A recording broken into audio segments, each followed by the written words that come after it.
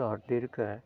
एक समतल जमीन पर खड़ी मीनार की छाया उस स्थिति में 40 मीटर अधिक लंबी हो जाती है जबकि सूर्य का उनतास कोण 60 डिग्री से घटकर 30 डिग्री हो जाता है। तो मीनार की ऊंचाई ज्ञात कीजिए। तो इसका सॉल्यूशन देखिए।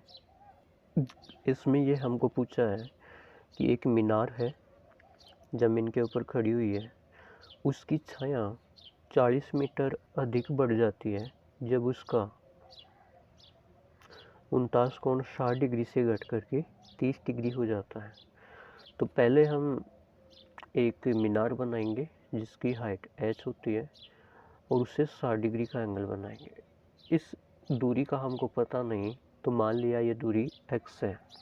अब इसने बोला कि अगर एंगल 60 डिग्री से घट करके 30 डिग्री हो जाता है तो इसकी जो छाया की लंबाई है वो 40 मीटर अधिक बढ़ जाती है। तो यहाँ से लेकर के यहाँ तक ये दूरी 40 मीटर हो जाएगी। तो यहाँ से लेकर के टोटल b तक की दूरी कितनी हो जाएगी, x प्लस के 40। तो देखो इसका सॉल्यूशन। यहाँ हमको दो समकोण त्रिभुज है, ए बी सी बड़ा वाला और ए बी सी छोटा वाला और ए बी डी बड़ा वाला। ठीक है, अब पहले ट्रायंगल में देखते हैं किसमें, ए बी सी में, छोटे वाले में। हम जानते हैं कि जब आधार और लंब दिया होता है तो टेन थीटा लगाते हैं। टेन थीटा बराबर A B perpendicular upon B C base. A B हम टेन 60 की वैल्यू होती है, टेन 60 का मान होता है √3 है। अब नीचे कुछ नहीं है तो एक लगा लिया। ए बी एच है और बी सी एक्स है। तो जब इसको हम क्रॉस गुणा करते हैं, वज्र गुणा करते हैं, तो h को 1 से गुणा करते हैं तो h बराबर √3x। ये समीकरण नंबर 1 है और ये आगे काम आएगा। दूसरा त्रिभुज है ए बी डी में। ए बी डी में इसमें ये जो आधार दे रखा है x प्लस के 40 है, हाइट h दे रखी है और एंगल 30 डिग्री दे रखा है। तो टेन थीटा लगाओ इसमें भी। टेन 30 बराबर A B upon B D. Tan 30 का मान होता है 1/√3 बराबर ए बी की जगह h है और बी डी कितना है टोटल x प्लस के 40। अब ये समीकरण नंबर 2 गया। अब समीकरण 1 से जो h का मान हमने निकाला √3x, ये इस h के स्थान पे रख देते हैं। तो यहाँ पे h के स्थान पे √3x हमने रख दिया। अब इसको क्रॉस गुणा कर लो, √3 इंटू √3x, ये लिख दिया। x plus 40 into 1, x plus 40, x plus 40 बराबर √3 गुणा √3, 3 होता है x से। ये x इधर चला जाएगा तो माइनस का x हो जाएगा। तो 40 बराबर माइनस का 3x माइनस का x से 40 बराबर 2x से। 2 का भाग इधर आएगा 40 में, तो 40/2 बराबर x से। तो x बराबर कितना बचाएगा 20।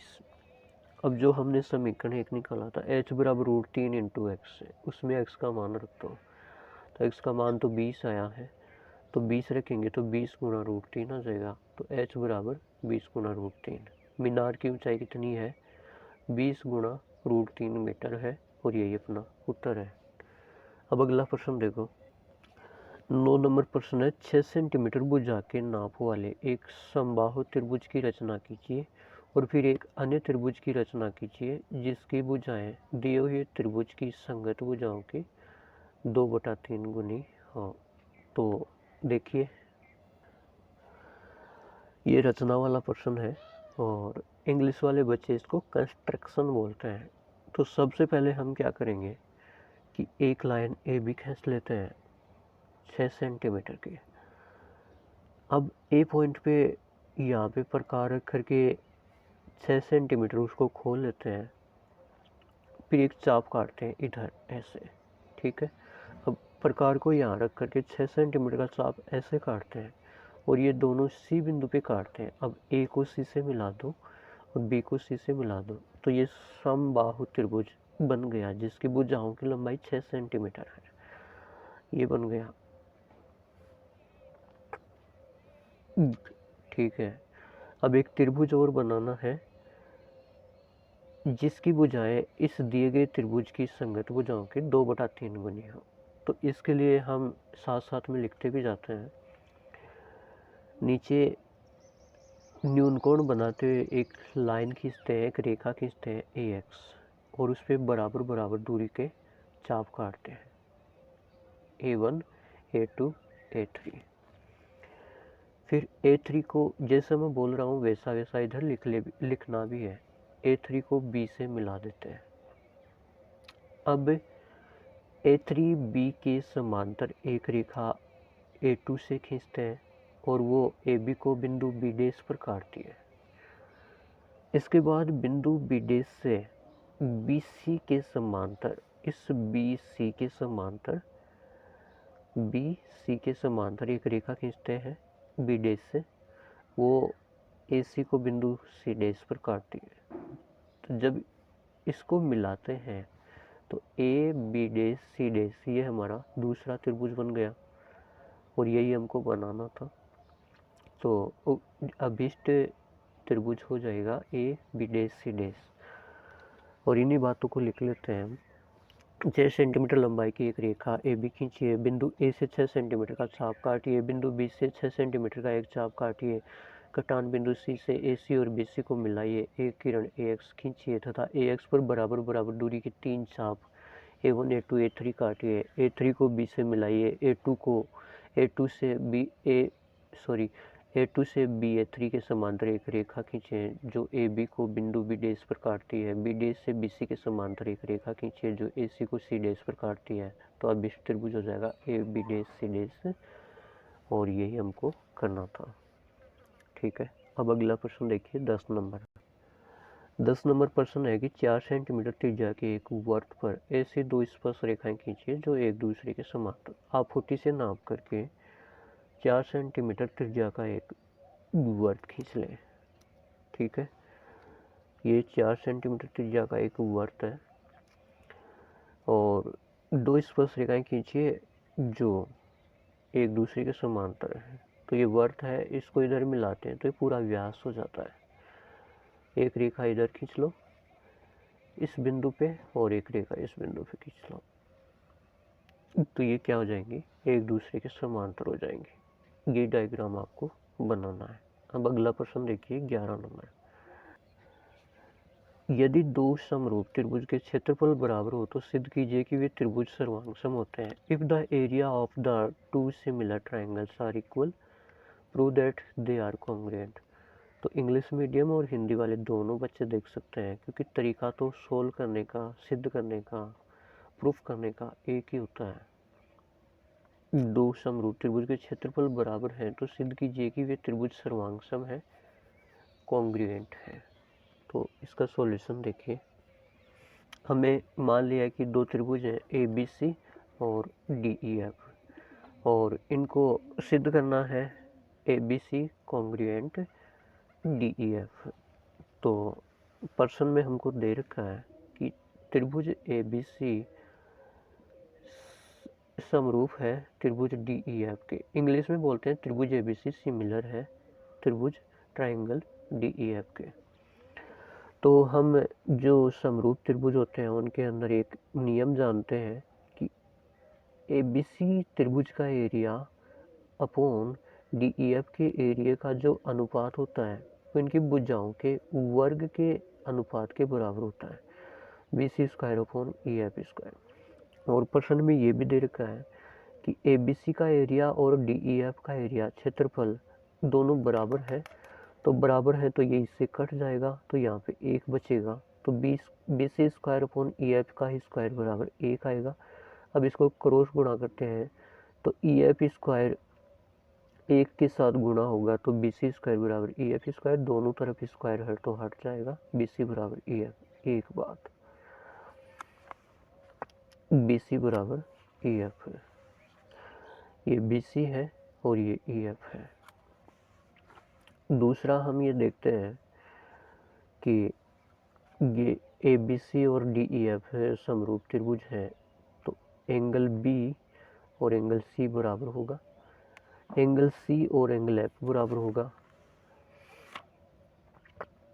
एंगल बी और एंगल ई बराबर होगा, एंगल सी और एंगल एफ बराबर होगा। तो अब हमें तीन चीज मिल गई कि एक तो ये रेखा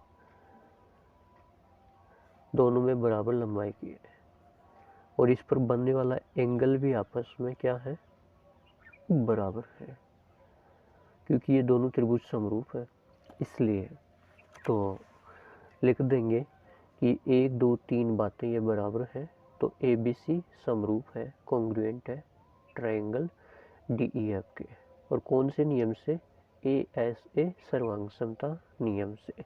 अब अगला प्रश्न देखिए, 12 नंबर प्रश्न है, एक वर्त की त्रिज्या 7 सेंटीमीटर है, आर बराबर कितना है 7, एक चाप द्वारा केंद्र पर अंतरित कोण थीटा बराबर कितना है 60 डिग्री। तो इस त्रिज्य खंड का क्षेत्रफल ज्ञात कीजिए। आपको एरिया किसका ज्ञात करना है, सेक्टर का। तो देखो इसका सॉल्यूशन देखो 12 नंबर का, ये हमने सर्किल बनाया, इसकी रेडियस त्रिज्या 7 सेंटीमीटर है और ये जो त्रिज्य खंड बनता है उसका एंगल है 60 डिग्री हमको दे रखा है। तो त्रिज्य खंड का क्षेत्रफल एरिया ऑफ सेक्टर का सूत्र होता है थीटा बटे 360 into pi r square. Theta की जगह 60 दे रखा है, 60 बटे 360, पाई का मान 22/7, आर की जगह 7 इंटू 7। जब इनको हम काटते हैं तो हमारे पास में 77/3 सेंटीमीटर स्क्वायर एरिया आ जाएगा, क्षेत्रफल आ जाएगा और यही अपना उत्तर है। अब अगला प्रश्न देखिए 13 नंबर। 13 नंबर प्रश्न दे रखा है, एक शंकु के चिन्ह की तिर्यक ऊंचाई 4 सेंटीमीटर है, इसके वर्ती सिरों के परिमाप परिधियां 18 सेंटीमीटर और 6 सेंटीमीटर है। तो इस चिन्ह का वक्र पृष्ठीय क्षेत्रफल ज्ञात कीजिए। इंग्लिश में देख लीजिएगा, slant height of frustum of A cone is 4 centimetre, perimeters of its circular and 18 centimeter and 6 centimeter. Find the curved surface area of the frustum। तो देखिए सॉल्यूशन देखो, चाहे हिंदी में हो चाहे इंग्लिश में हो, सॉल्यूशन का तरीका सेम ही होगा। पहले हम एक चिन्हक बना लेते हैं जिसको इंग्लिश में फ्रस्टम बोलते हैं। इसने बोला कि उसकी जो तिर्यक ऊंचाई है, क्या बोला कि इसकी तिर्यक जो ऊंचाई है वो है 4 सेंटीमीटर। इसका जो ऊपरी सिरा है उसका परिधि इंग्लिश में सरकमफ्रेंस बोलते हैं, वो 6 सेंटीमीटर है और नीचे वाले का 18 सेंटीमीटर है। ऊपर वाले की सरकमफ्रेंस परिधि को 2 पाई r1 मान लेते हैं, नीचे वाले की 2 पाई r2 मान लेते हैं। तो देखो चिन्ह की तिर्यक ऊंचाई 4 सेंटीमीटर, ऊपरी सिरे की परिधि सरकमफ्रेंस 6 सेंटीमीटर, तो 2 पाई r1 बराबर 6 सेंटीमीटर। r1 बराबर ये 2 पाई गुणा में है तो इधर भाग में आ जाएगा, 2 से काटो, 2 एकम 2, 2 तिया 6, तो r1 बराबर 3/पाई। निचले सिरे की परिधि, निचले सिरे की सरकमफ्रेंस बराबर 18 सेंटीमीटर दे रखी है और ये सरकमफ्रेंस परिधि होती है 2 पाई r2 बराबर 18। तो दो दोनों तरफ 2 से भाग दो तो 2 एकम 2, 2 नेम 18। अब ये पाई इधर गुणा में है तो इधर भाग में आ जाएगा, r2 बराबर 9/पाई। अब चिन्ह का वक्र पृष्ठीय क्षेत्रफल का सूत्र होता है pi r1 plus r2 into L, और अगर इंग्लिश में बोले तो curved surface area of frustum होता है pi r1 plus r2 into L. Pi का मान पाई, r1 प्लस r2, r1 है 3/पाई, r2 है 9/पाई, रख दो। एल जो तिर्यक ऊंचाई है वो 4 है, इसको हल करो, पाई एलसीएम ले लो, 9 + 3 12 इंटू 4, पाई से पाई कट जाएगा, 12 चौक 48 सेंटीमीटर स्क्वायर। तो जब ये कट जाएगा तो कितना आ जाएगा 48 सेंटीमीटर स्क्वायर, और ये अपना क्या है उत्तर है। अब अगला प्रश्न देखिए, 14 नंबर प्रश्न दे रखा है, दो घनों जिनमें से प्रत्येक का आयतन 64 सेंटीमीटर क्यूब है के संलग्न फलकों को मिलाकर एक ठोस बनाया जाता है, परिणामी घनाभ का पृष्ठीय क्षेत्रफल ज्ञात कीजिए। इंग्लिश वाले बच्चे देखें, 2 cubes each of volume 64 centimetre cube are joined end to end, find the surface area of the resulting cuboid। तो जब हम दो घनों को जिनमें से प्रत्येक आयतन 64 सेंटीमीटर क्यूब है आपस में एक साथ मिलाएंगे तो एक घनाभ बनेगा। उस घनाभ का पृष्ठीय क्षेत्रफल ज्ञात करना है। तो देखो, सबसे पहले तो हम जानते हैं कि घन के आयतन का सूत्र होता है, आयतन दे रखा है हमको 64 सेंटीमीटर क्यूब ए घन का। तो आयतन को हम ए क्यूब लिख लेते हैं, एक्स क्यूब ए क्यूब कुछ भी लिख लो आप, है ना, बराबर 64। तो ये इधर से घात 3 है तो इधर आएगा तो क्यूब रूट निकलेगा इसका, घनमूल निकलेगा 64 का। और 64 को हम लिख सकते हैं 4 गुना 4 गुना 4, और घनमूल में 3 के जोड़े बनाते हैं तो एक जोड़ा घनमूल से बाहर आता है। तो ए का मान कितना आया, 4 सेंटीमीटर। तो जब ये एक घन बनाया हमने, उसकी भुजा 4 सेंटीमीटर, उसकी लंबाई 4, चौड़ाई 4 और ऊंचाई 4, उसके साथ में सेम टू सेम दूसरा घन जोड़ दिया इससे, जिसकी लंबाई भी 4, चौड़ाई भी 4, ऊंचाई भी 4। लेकिन जब इन दोनों को जोड़ दिया तो 4 तो ये और 4 ये, टोटल कितनी लंबाई हो गई इसकी, 8 हो गई। बाकी चौड़ाई तो 4 ही रहेगी और ऊंचाई भी 4 ही रहेगी। तो घनाभ का पृष्ठीय क्षेत्रफल का सूत्र होता है 2 into L B plus B H plus H L. Length लंबाई 8 इंटू चौड़ाई 4 प्लस चौड़ाई 4 प्लस ऊंचाई 4, ऊंचाई 4 इंटू लंबाई 8, इनको जब गुणा किया तो हमारे पास आया 160 सेंटीमीटर स्क्वायर, और यही अपना उत्तर है। अब 15 नंबर प्रश्न देखिए। 15 नंबर प्रश्न है, निम्न बारंबारता बंटन का माध्य ज्ञात कीजिए। इंग्लिश में है इसका मीन ज्ञात कीजिए। ये x की वैल्यू दे रखी है, फ्रीक्वेंसी f की वैल्यू दे रखी है, और माध्य ज्ञात करवाया है, मीन ज्ञात करवाया है। तो देखो, एकदम इजी प्रश्न है। पहले जो प्रश्न में x दे रखा था उसको x को लिख लिया 1 2 3 4 5 6, जो f दे रखा था उसको लिख लिया 2 4 5 4 2। तो ये प्रश्न में दे रखे थे। माध्य ज्ञात करने के लिए, मीन ज्ञात करने के लिए हम f इंटू एक्स निकालते हैं। तो 2 into 1 2, 4 into 2 8, 5 into 3 15, 4 into 4 16, 5 into 2 10, 6 into 2 12, और इन सब का जोड़ लो, इनका सबका सम कर लो तो 63 आया। f का सम आया 19। तो माध्य कैसे ज्ञात करते हैं, इंग्लिश वाले बच्चे देखें, इसको मीन बोलते हैं। Summation F x upon summation है, समेसन एफ एक्स है 63, समेसन एफ है 19। जब 19 का भाग देंगे हम 63 में तो 3.31 आएगा, और यही अपना क्या है, उत्तर है। अगला प्रश्न देखिए 16 नंबर। 16 नंबर प्रश्न है कि एक डिब्बे में 8 लाल कंचे, 5 सफ़ेद कंचे, 2 हरे कंचे हैं। इस डिब्बे में से एक कंचा यादृच्छिक निकाला जाता है, तो क्या प्रायिकता होगी कि निकाला गया कंचा, 1 नंबर पे पूछा है लाल है, 2 नंबर पे पूछा है हरा नहीं है। इंग्लिश वाले बच्चे देखें, a box contains 8 red marbles, 5 white marbles and 2 green marbles. One marble is taken out of the box at random. What is the probability that the marble taken out is, one तो पूछा है कि red और दूसरा पूछा है not green. तो हम हिंदी में करेंगे, तरीका सेम ही होगा इंग्लिश का और हिंदी का।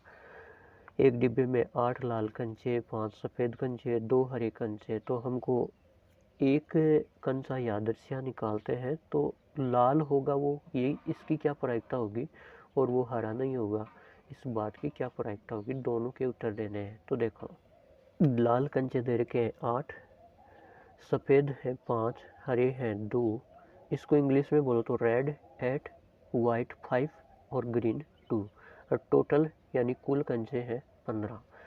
प्रायिकता कैसे निकालते हैं, अनुकूल परिणाम बटे कुल परिणाम, इंग्लिश में कहते हैं favourable outcome upon total outcome. अब लाल की प्रायिकता निकालनी है, तो लाल तो कितने हैं, 8 है, टोटल कितने हैं 15 है, तो 8 बटे 15 इसका उत्तर हो जाएगा। दूसरा बोला कि हरे नहीं है, तो पहले हरे की निकाल लेंगे और फिर उसमें से एक में से उसको माइनस कर देंगे, तो हरे नहीं होने की प्रायिकता आ जाएगी, हरे कंचे होने की प्रायिकता आ जाएगी। अनुकूल परिणाम बटे कुल परिणाम, favourable outcome upon total outcome, तो हरे कितने हैं 2 है, तो 2 बटे टोटल 15, 2 बटे 15, ये तो हरा होने की प्रायिकता है। अब इसने पूछा है कि हर एक अंश नहीं होने की प्रायिकता ज्ञात करो, तो इसको 1 में से माइनस कर लेंगे 2/15। एलसीएम 15 आ जाएगा, 15 माइनस 2 13/15, तो ये 13/15 अपना उत्तर हो जाएगा। अब अगला प्रश्न देखो। अब 3-3 नंबर वाले प्रश्न आएंगे। खंड से सेक्शन सी 17 नंबर प्रश्न है, ए से प्रथम 40 धनात्मक पूर्णांकों का योग ज्ञात कीजिए जो 6 से विभाज्य है। Find the sum of the first 40 positive integers divisible by 6 है। तरीका एक ही होगा, मैं हिंदी में करवाऊंगा, लेकिन तरीका एक ही है दोनों का, हिंदी मीडियम और इंग्लिश मीडियम का। तो 40 धनात्मक पूर्णांकों का योग ज्ञात करना है, सम ज्ञात करना है जो 6 से विभाज्य है। तो इसका सॉल्यूशन देखिए। तो ऐसे प्रथम 40 धनात्मक पूर्णांक जो 6 से विभाज्य है, 6 से डिविजिबल है, तो 6 का फाड़ा लिख लो ना। 6 कम 6, 6 दूनी 12, 6 तीन 18, 6 चौक 24। इस प्रकार से ये 40 पदों तक चलता जाएगा, 40 टर्म्स तक चलता जाएगा, ठीक है। तो ये हमारी एक समांतर श्रेणी बन गई, क्योंकि जब 2 नंबर के बीच का जो अंतर होता है वो समान होता है, आगे सभी में 6-6 का अंतर है, तो वो समांतर श्रेणी होती है। तो a बराबर 6 पहला पद, 4 अंतर d बराबर किसी भी अगले पद में से पिछला पद घटा लो। 12 माइनस 6 6, 18 माइनस 12 6, 24 माइनस 18 6, तो d कितना आ गया 6। n कितना है, टोटल नंबर कितने हैं इस समांतर श्रेणी में 40। और पूछा क्या है, पूछा यह है कि इसका सभी पदों का 40 पदों का योग ज्ञात करो, सम ज्ञात करो। तो इसका तो सूत्र होता है एस बराबर n/2 2a plus n minus 1 into D. N की जगह वैल्यू रख दो 40/2, ए का वैल्यू 6 रख दो, प्लस 40 माइनस 1 इंटू 6। जब इसको हम सोल्व करेंगे तो हमारे पास ऐसा आ जाएगा 4920, और यही अपना उत्तर है। अब 18 नंबर प्रश्न देखिए। उस त्रिभुज का क्षेत्रफल ज्ञात कीजिए जिसके शीर्ष 2,3 माइनस 1,0 2,-4 है। तो इसका हम एक सूत्र जानते हैं। जब किसी भी त्रिभुज के शीर्ष दे रखे हो तो उसका क्षेत्रफल निकालने का सूत्र ये होता है। इंग्लिश वाले बच्चे देखें कि जब किसी भी त्रिभुज के वर्टेक्स दे रखे हो तो उसका उस ट्रायंगल का एरिया निकालने का सूत्र ये होता है 1/2 x1 y2 minus y3 plus x2 y3 minus y1 plus x3 y1 minus के y2। 1/2 x1 ये, x2 ये, x3 ये, y1 y2 y3। मान रख दो x1 की जगह 2, y2 की जगह 0, माइनस y3 की जगह माइनस के 4। तो माइनस तो पहले था ही, और माइनस के 4 और रखेंगे तो प्लस के 4 हो जाएगा। प्लस x2 की जगह माइनस 1 है तो माइनस 1 रख दिया। y3 minus 4 minus y1 2, y1 3, plus x3 2, y1 3 minus y2 0। जब इसको हम हल करेंगे तो अपना उत्तर आएगा 21/2 वर्ग इकाई, इंग्लिश में बोले तो स्क्वायर यूनिट। ये अपना आंसर हो जाएगा, ठीक है। अब अगला प्रश्न देखिए 19 नंबर प्रश्न दे रखा है। एक कक्षा के छात्रों के प्राप्तांक निम्न बंटन में दिए हुए हैं, तो इनका माध्यक ज्ञात कीजिए। क्या पूछा है, माध्यक, मीडियन पूछा है, मीडियन ज्ञात कीजिए। तो ये प्राप्तांक दे रखे हैं, मार्क्स वो दे रखे हैं ऑब्टेंड, और छात्रों की संख्या नंबर ऑफ स्टूडेंट्स हमको दे रखा है, और हमको क्या ज्ञात करना है, माध्यक ज्ञात करना है। इंग्लिश में बोले तो मीडियन ज्ञात करना है। देखो इसका सॉल्यूशन, ये हमको प्रश्न में दे रखा है, उसको टेबल बना लिया हमने। 0 से 10, 10 से 20, 20 से 30, 30 से 40, 40 से 50। छात्रों की संख्या हमको दे रखी है 4, 28, 42, 20 और 6। इसको बारंबारता भी बोल सकते हैं, फ्रीक्वेंसी है। अब माध्यिका निकालने के लिए, मीडियन निकालने के लिए हमको सबसे पहले टेबल में CF निकालना पड़ता है। CF कैसे निकालते हैं,